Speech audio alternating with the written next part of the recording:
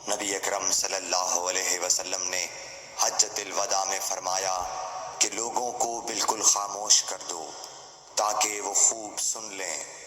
پھر فرمایا، لوگوں میرے بعد پھر کافر مت بن جانا کہ ایک دوسرے کی گردن مارنے لگو۔ صحیح بخاری حدیث نمبر 121۔ رسول اللہ صلی اللہ علیہ وسلم جب کوئی کلمہ ارشاد فرماتے تو اسے 3 بار لوٹاتے، یہاں تک کہ خوب سمجھ لیا جاتا، اور جب کچھ لوگوں کے پاس آپ تشریف لاتے اور انہیں سلام کرتے تو 3 بار سلام کرتے۔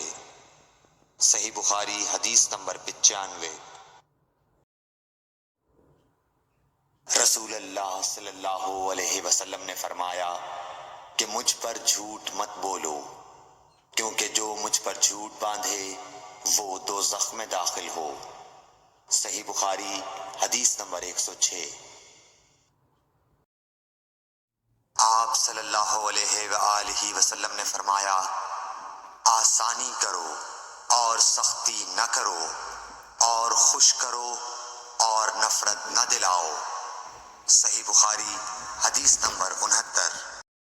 رسول اللہ صلی اللہ علیہ وسلم نے فرمایا، علامت قیامت میں سے یہ ہے کہ دینی علم اٹھ جائے گا اور جہل ہی جہل ظاہر ہو جائے گا، اور اعلانیہ شراب پی جائے گی اور زنا پھیل جائے گا۔